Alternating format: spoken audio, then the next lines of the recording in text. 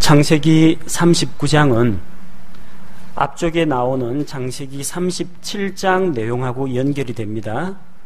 창세기 38장은 잠시 메시아의 조상이 되는 유다와 다말 이야기가 들어갔었고 37장과 39장이 연결되는 내용입니다. 37장 마지막에서 요셉은 이집트로 팔려갑니다. 노예의 신분으로 팔려가는데 미디안 족속이 이집트에서 그를 파라오의 소유물을 맡은 직무수행자 또한 호위대장인 보디발에게 그를 팔았습니다. 그래서 그 보디발의 집에 요셉이 종으로 들어가서 그 집에 가정총무, 청지기 역할을 하게 됩니다. 그 내용이 37장 마지막 절 내용이 39장 1절하고 연결되는 내용입니다. 요셉은 종으로 팔려갔습니다. 신분이 종의 신분, 노예의 신분이 되었습니다. 그나마 파라오의 호위대장인 이 보디발의 집에서 일을 맡게 되었는데 그가 이집트로 끌려 내려갔어도 자발적으로 내려간 게 아니죠. 끌려 내려갔습니다. 그러나 그 끌려 내려간 그곳에서도 하나님의 임재를 경험합니다. 2절에 보니까 주께서 요셉과 함께 계심으로 요셉과 함께 계셨다고 했습니다. 자, 3절에 보니까 그 주인이 주께서 그와 함께 계심을 보았다고 했고요. 21절에서도 그러나 주께서 요셉과 함께 계시고 23절에서도 이는 주께서 그와 함께 계셨기 때문이라. 창세기 39장은 요셉의 이야기인 동시에 그 요셉과 함께 하시는 주 하나님께서 요셉과 함께 하심으로써 그를 지키시고 보호하시고 그의 앞길을 인도하시는 것을 보여줍니다. 어떠한 상황에 있든지 상관없습니다. 주께서 함께 하십니다. 요셉이 아버지 야곱의 집에 있을 때나 혹은 형들에게 붙잡혀 가지고 구덩이에 던져졌을 때나 이스마엘 노예 상인들의 손에 넘겨졌을 때나 보디발의 집에 팔렸을 때나 억울한 누명을 쓰고 감옥에 들어갔을 때나 환경은 얼마든지 달라질 수가 있습니다. 자기를 둘러싸고 있는 사람들은 얼마든지 우호적일 수도 있고 적대적일 수도 있고 별의별 사람을 다 만날 수가 있습니다. 환경은 그다지 큰 문제가 되지 않습니다. 주께서 함께 하시면 됩니다. 오늘을 살아가는 우리 역시 마찬가지입니다. 직장, 가정환경, 그리고 대한민국의 경제 달라지는 것이 너무나 많습니다. 그러나 환경이 문제가 되지 않습니다. 새로운 부서로 갔습니다. 좀 어렵고 딱딱한 상사를 만났습니다. 말 안 듣는 부하를 만났습니다. 여러 가지 문제가 있을 수가 있습니다. 그러나 문제가 되지 않는 이유는 그런 모든 환경 가운데에서 주께서 우리와 함께 있으면 형통한 길이 열린다는 겁니다. 주께서 요셉과 함께 계신 결과 그가 형통하게 되었습니다. 주께서 함께 하심으로 내가 형통하구나. 요셉 스스로 주관적으로 생각한 게 아닙니다. 물리적으로 결과가 나타납니다. 그 주인의 집이 복을 받습니다. 그 집안에 있는 재산 소유가 늘어납니다. 들에 있는 가축들에게까지 주의 복이 임합니다. 감옥에 갔더니 감옥에 있는 모든 일들이 요셉이 맡고부터는 척척 해결되기 때문에 간수가 간섭을 할 필요가 없을 정도가 됩니다. 이렇게 주께서 함께 하시는 사람에게는 형통한 삶이 뒤따르게 된다는 것입니다. 형통하게 되기 위해서 주님을 찾으라는 이야기가 아닙니다. 주님과 함께 교제하고 주님께 견고히 붙어 있으면 삶의 열매로서 형통한 삶은 자연스럽게 따라오게 됩니다. 또한 그가 주님과 함께 동행하는 삶을 살고 있는 것이 이방인인 그 집 주인이 보고 알아차립니다. 3절에 보니까 그 주인이 주께서 그와 함께 계심을 보았다고 했습니다. 하나님이 눈에 보입니까? 이 이집트 호위대장의 눈에 하나님이 보일 리는 없습니다. 그러나 그는 주께서 요셉이라는 사람과 함께 계시는구나, 이것을 확신할 수가 있었습니다. 하나님의 백성들은 언제 어디에 있든지 자신의 삶을 통해서 하나님을 드러내게 됩니다. 주께서 요셉과 함께 계신 것과 주께서 모든 일을 그의 손에서 형통하게 하시는 것을 그 집 주인이 보았다는 겁니다. 불신자인 주인이 요셉을 볼 때에도 하나님의 임재하심과 하나님의 복이 눈에 보였습니다. 자, 우리가 무엇을 알 수 있습니까? 나의 억울하고 답답한 사정을 사람들은 몰라줘도 하나님만 알면 된다, 그렇게 생각하시는 분들이 많습니다. 때로는 사람들로부터 오해받는데 오직 하나님만이 그 고충을 알아주시는 경우도 있습니다. 그러나 대개의 경우에는 하나님이 알아주시면 사람도 알아주게 됩니다. 하나님만 붙잡고 있는 것이 아니라 하나님을 붙잡고 그분과 견고하게 붙어 있을 때에는 사람들 앞에서도 좋은 간증과 선한 말과 선한 행실로 열매가 드러난다는 이야기입니다. 주께서 그와 함께 하신다는 것을 알고 이 집주인은 현명한 판단을 했습니다. 자기가 관리하면 어디선가 뭔가 새 나갑니다. 문제가 생깁니다. 요셉에게 맡기면은 요셉이 능력이 있어서가 아니라 요셉과 함께 하시는 주님께서 그 모든 문제를 해결해 주신다는 겁니다. 그래서 주인은 자기 모든 소유를, 아내 빼고는 전부 다 맡겼습니다. 모든 소유를 요셉에게 다 맡겼습니다. 우리가 주님의 청지기라고 합니다. 신실하고 지혜로운 청지기에게는 주님께서 자기의 모든 소유를 맡기신다고 했습니다. 누가복음 12장 44절 말씀과 같이 진실로 내가 너희에게 이르노니 주인이 그를 자기의 모든 소유를 맡을 치리자로 삼으리라. 이 주인은 그래서 현명한 판단을 냈습니다. 요셉을 청지기로, 가정 총무로 임명을 했습니다. 그 이후부터 주의 복이 그 가정에 쏟아집니다. 5절에 보니까 주께서 요셉으로 인하여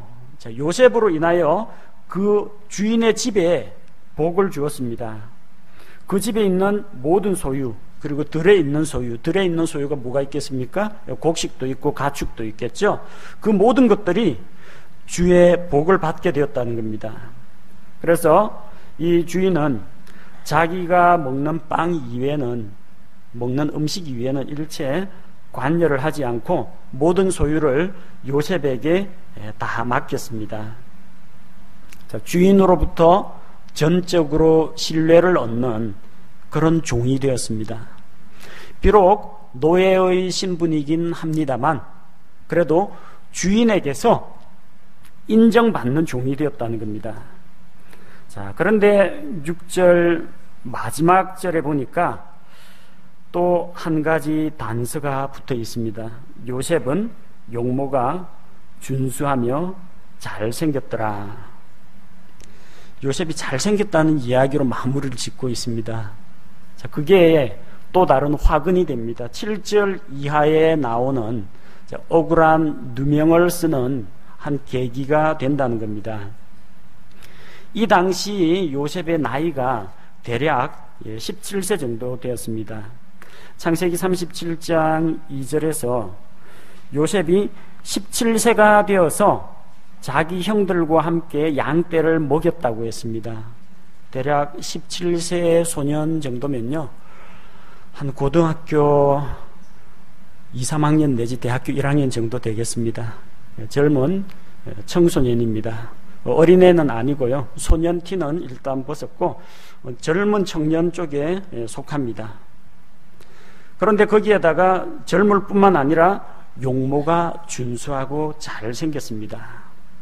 자, 이 종이 일도 잘하고 똑똑하기도 하고 얼굴도 잘생겼고 몸도 건강하고 좋으니까 그 보디발의 아내가 욕심을 냅니다. 7절 말씀을 보니까 이 일들 뒤에 그의 주인의 아내가 요셉에게 눈길을 보냈다고 했습니다. 보디발의 아내가 눈짓으로 슬그머니 미소를 띠거나 한쪽 눈을 찡긋거리면서 요셉에게 추파를 던지기 시작합니다. 처음에는 눈길을 보내는 것이었는데 그 다음엔 좀 더 노골적이 됩니다. 나와 함께 눕자, 같이 잠자리에 들자는 이야기입니다. 주인도 주인이지만 여주인도 요셉에게는 주인입니다. 이걸 자꾸 거절하기가 참 난감한 상황입니다. 왜냐하면 노예가 주인의 말을 거역한다는 것은 이건 바로 처형감입니다. 주인이 제 아무리 비합리적인 거, 또 말도 안 되는 요구를 할지라도 노예 신분으로서는 다 들어줘야 됩니다. 그런데 그게 무슨 가혹 행위를 하는 것도 아니고 요셉에게 어떤 쾌락을 줄 수 있는 그런 범죄를 제한하는 겁니다. 여주인에게 잘못 보여가지고 뭐 좋을 건 없겠죠. 하지만 요셉은 자기 나름대로 하나님 앞에서 올바른 기준을 가지고 있었습니다. 그 당시 이집트는 경제적인 풍요함과 더불어서 정신적이고 도덕적인 그리고 영적인 타락이 거의 극에 달했습니다. 이 당시에 귀부인들, 보디발과 같은 왕궁 호위대장, 이 정도면 귀족 집안입니다. 그 부인 정도면 거의 뭐 세도가입니다. 세도가 집안 귀부인입니다. 이런 귀부인들은 그 당시 역사 기록에 의하면 하룻밤새 젊은 남자 노예 10명을 데리고 잤다고 합니다. 성노예로, 요즘식으로 이야기하면 호스트바, 그런 식으로 남자 성노예를 가지고 자기의 육체적인 쾌락을 만족시켰다고 합니다. 요셉뿐만이 아닐 겁니다. 아마 다른 남자 젊은 종들도 그런 식으로 당했을 수도 있습니다. 그러나 요셉은 거기에 넘어가지 않습니다. 8절에 보니까 요셉은 단호하게 거절했습니다. 거절한 내용이 무엇입니까? 주인에 대한 신의를 지키겠다는 겁니다.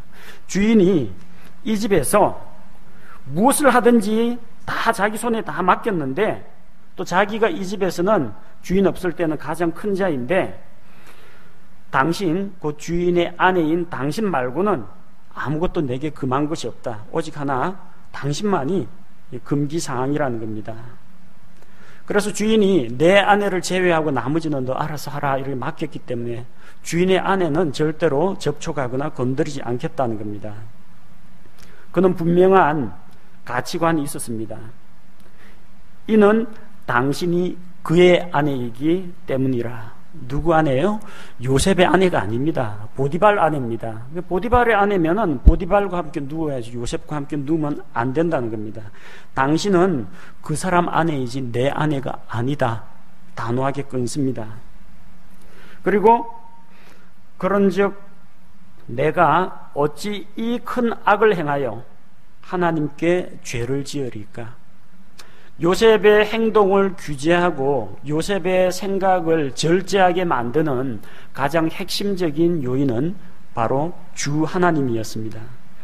그는 하나님을 두려워했습니다. 하나님을 두려워하면 죄를 멀리하게 됩니다. 하나님을 두려워하는 것이 지혜의 근본이요 지식의 시작입니다. 따라서 그는 죄를 멀리하고 지혜로운 선택을 할 수가 있었던 겁니다.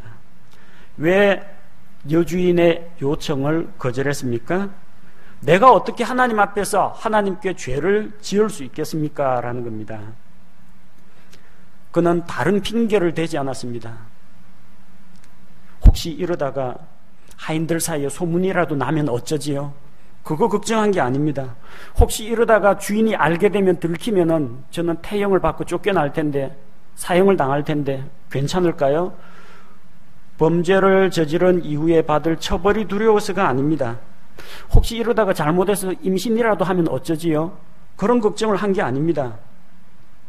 요셉이 보는 죄의 기준은 이게 죄 짓고 들통나느냐 마느냐 소문이 퍼지느냐 이게 중요한 게 아니라 이 행동이 하나님 앞에서 옳은가 그른가입니다. 하나님 오케이 하면 예 알겠습니다. 하나님이 안 돼 하면 안 되는 겁니다.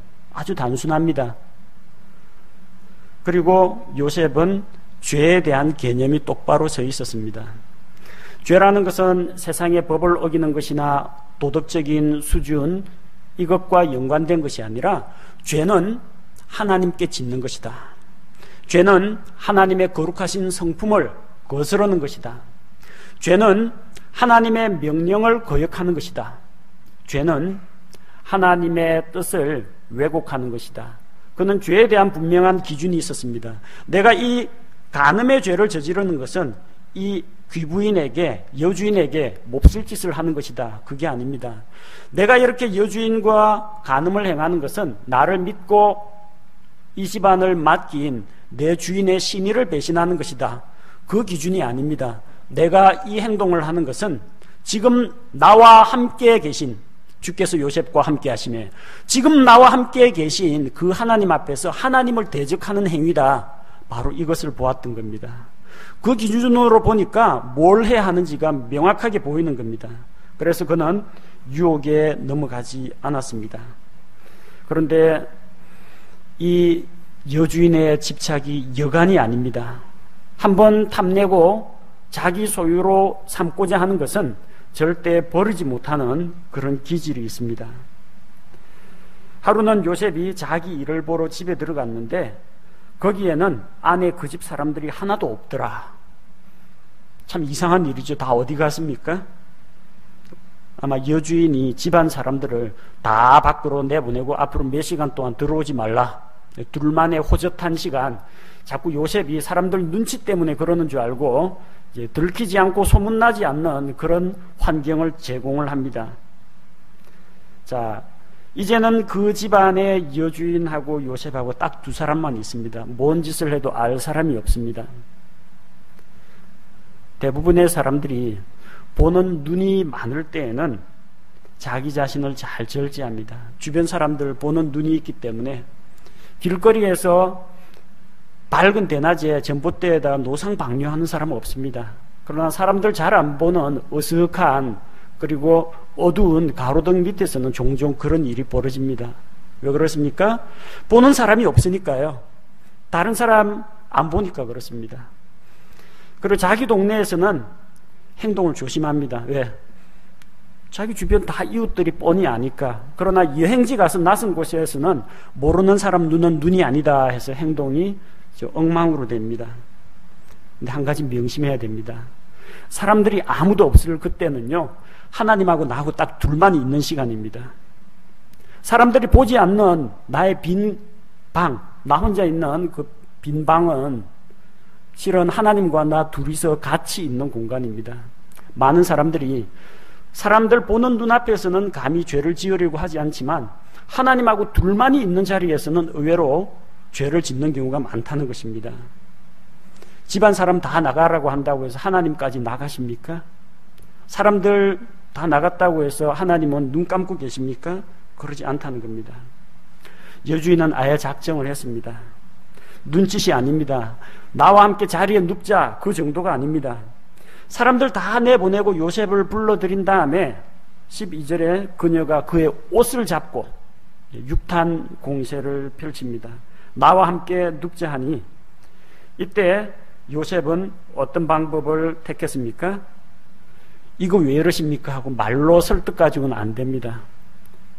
이 유격에 불타는 여주인을 말로 달래고 도덕적인 책망을 한다고 해서 들을 사람이 아닙니다. 어떻게 했어요?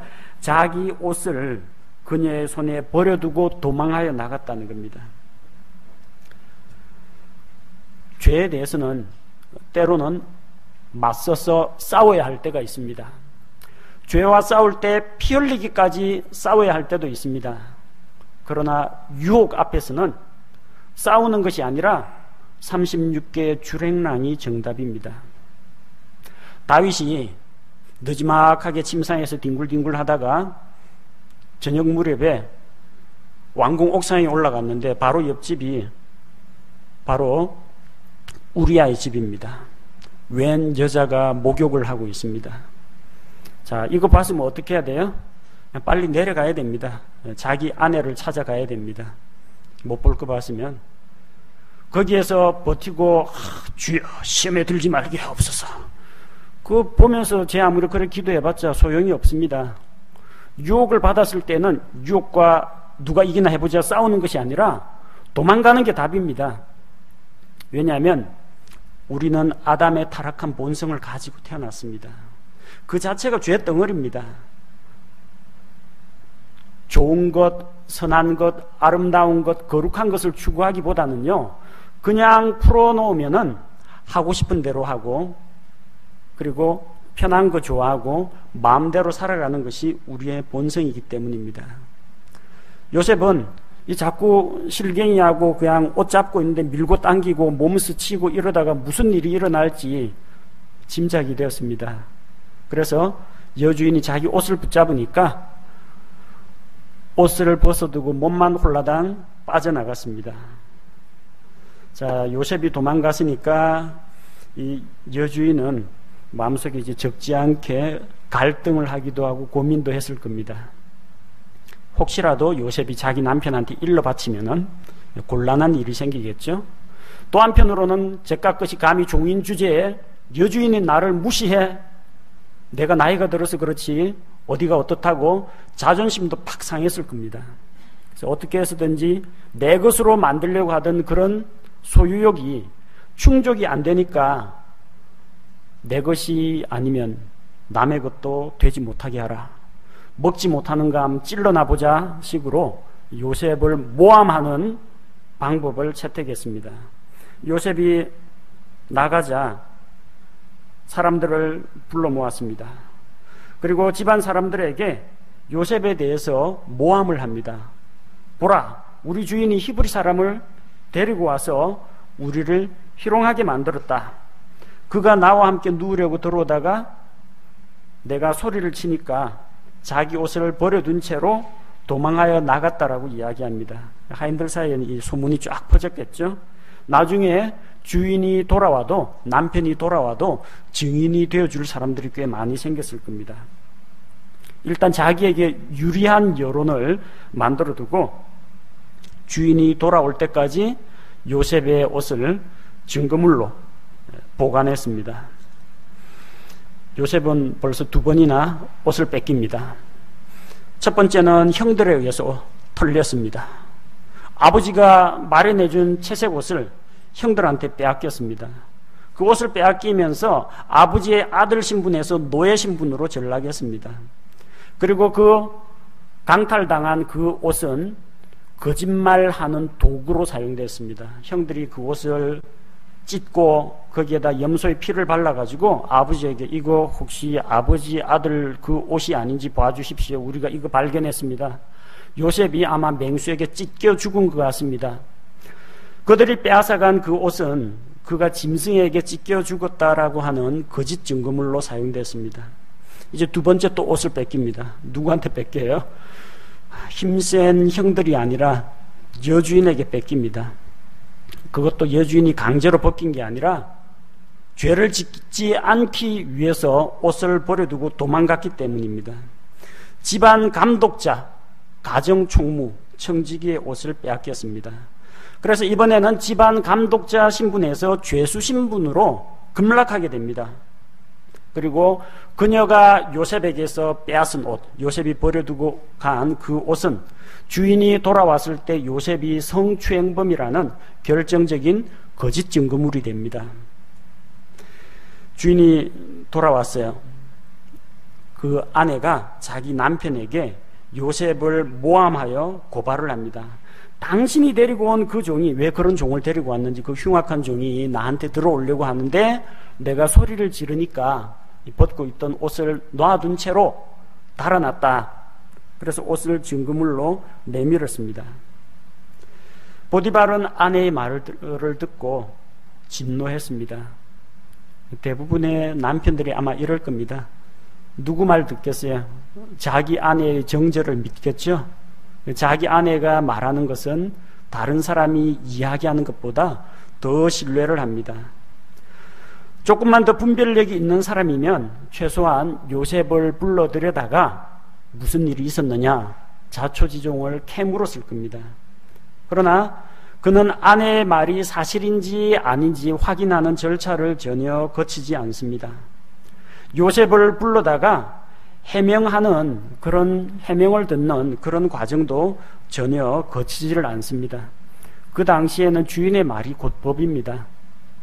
그래서 이 보디발은 요셉을 감옥에 바로 집어넣습니다. 그를 잡아다가 감옥에 넣는데 직책이 호위대장이다 보니까 이 왕의 죄수들을 가두는 그 감옥 키는 자기가 가지고 있습니다. 요셉에 대해서는 어떠한 재판 절차나 변명할 수 있는 기회를 주지 않고 자기 임의로 바로 즉결 처분을 한 것입니다.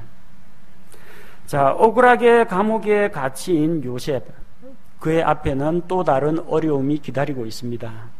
가정 총무가 되어가지고 집안 재산을 모두 다 관리할 때는 먹고 마시고 입고 쓰고 하는 것들이 그럭저럭 괜찮았습니다. 할 일들은 많았지만 보람도 있고 또 노예의 신분이긴 하지만 저 하층 노예가 아니라 집안에 있는 모든 재산과 다른 노예들을 총감독하는 직책이었습니다.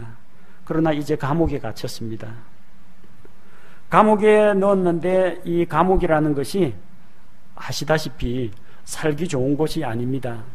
먹고 마시는 것이 그렇게 잘 나오지도 않고 주거 환경이 깨끗하지도 않습니다. 그 안에는 다 범죄자들만 들어가 있습니다. 바로 그런 자리에 요셉이 수감되었습니다. 하지만 21절에 그러나 억울한 누명을 쓰고 감옥에 갇혔습니다. 그러나 뭐가 그러나입니까? 주께서 요셉과 함께 계시고 감옥까지 따라오셨습니다.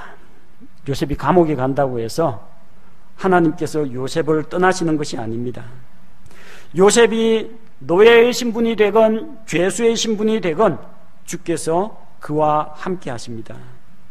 주께서는 요셉에게 긍휼을 베푸셨습니다. 요셉을 주께서 불쌍히 여기셨다는 겁니다. 그래서 간수가 보는 앞에서 그에게 호의를 베풀었습니다. 간수는 요셉을 믿었습니다. 간수 역시 주께서 요셉과 함께 하시는 것을 아마 관찰했을 겁니다. 그래서 감옥에 있던 모든 죄수들을 요셉에게 맡겼습니다. 죄수를 관리하는 업무는 간수의 업무입니다. 죄수가 어떻게 죄수를 관리를 합니까? 그러나 믿음이 가는 요셉이기에 간수가 전부 다 맡겼습니다. 그리고 요셉에게 맡긴 것, 요셉의 손 밑에 둔 것은 무엇이든지 돌아보지 않았습니다. 전적으로 다 신뢰했다는 겁니다. 그리고 주께서 그가 행한 일을 형통하게 하셨더라. 요셉이 일을 잘했다기보다도 주께서 그가 행하는 모든 일을 형통하게 해주셨다는 겁니다. 창세기 39장은 노예의 신분에서 가정집사가 되었다가 죄수로 전락하는 요셉의 삶에 이런 큰 굴곡을 보여줍니다. 참 파란만장한 인생을 살게 되었지만 한 가지 변하지 않는 것이 있습니다. 주께서 요셉과 함께 하시더라. 이건 변하지 않습니다. 그리고 주께서 함께 하시는 사람은 어떤 환경, 누구를 만나든지 형통한 삶을 살게 됩니다. 오늘 읽은 요셉 이야기에서 우리는 장차 세상에 오실 예수 그리스도, 그 당시 사람들이 고대하던 예수 그리스도의 모형을 발견할 수가 있습니다. 요셉은 보디발의 아내로부터 유혹을 받았지만 죄를 범하진 않았습니다. 예수님께서도 마귀에게 시험을 받으셨고 여러 가지 연약함을, 우리와 똑같은 연약함을 가지셨지만 그분께서는 죄를 범하지 않으셨습니다. 히브리서 4장 15절 말씀과 같이 우리에게 계신 대제사장은 우리의 연약함의 감정을 몸소 느끼지 못하시는 분이 아니요 모든 점에서 우리와 똑같이 시험을 받으셨으되 죄는 없으신 분이시니라. 죄를 짓지 않고 순결하게 거룩하게 자기를 지킨 요셉은 예수 그리스도의 모형입니다. 요셉은 억울하게 모함을 받아서 죄인으로 간주가 되었습니다. 예수님 역시 마찬가지입니다. 그는 범죄자 중 한 사람으로 계수되었다고 했습니다. 그래서 예수님 좌우편에 강도들, 두 강도와 함께 십자가에 못 박혔고 사람들 보기에는 범죄자처럼 간주가 되었습니다. 아무 죄 없으신 분께서. 요셉은 여주인으로부터 또한 자기 집주인으로부터 모욕을 당하고 어떠한 공정한 재판도 받지 못했습니다. 사도행전 8장 33절에 보면 이사야 대언자의 대언의 말씀을 인용해서 예수님 역시 재판석에서 공정한 재판을 받지 못했다는 것을 보여줍니다. 수많은 사람들이 예수님을 거짓 증거를 가지고 고소를 했습니다. 그 증거 가운데 어떤 것도 합치하는 것이 없었습니다. 빌라도가 다 조사를 해보고 나는 그에게서 어떠한 잘못도 발견할 수 없노라 두 차례나 발표했습니다.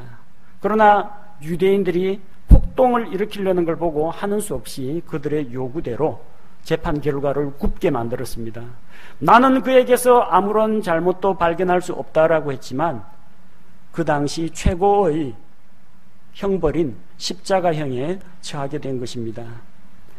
모욕당하고 억울한 재판을 받은 재판도 제대로 받지 못했던 요셉이나 불공정한 재판석에서 사람들에 의해서 십자가에 넘겨진 우리 주 예수 그리스도나 공정한 재판을 받지를 못했습니다. 요셉은 주께서 함께 하시는 사람이었습니다. 종이 되거나 죄수가 되거나 어디서 무슨 일을 하거나 주께서 함께 하셨고 또한 주변에 있는 사람들이 주께서 그와 함께 하시는 것을 직접 보았습니다. 실상 창세기 39장에 나오는 내용은 요셉의 일대기라기보다는 주께서 요셉과 함께 하셨다. 항상 주어가 주께서라고 나옵니다. 요셉이 주님과 동행했다 이런 식으로 나오는 게 아니고요.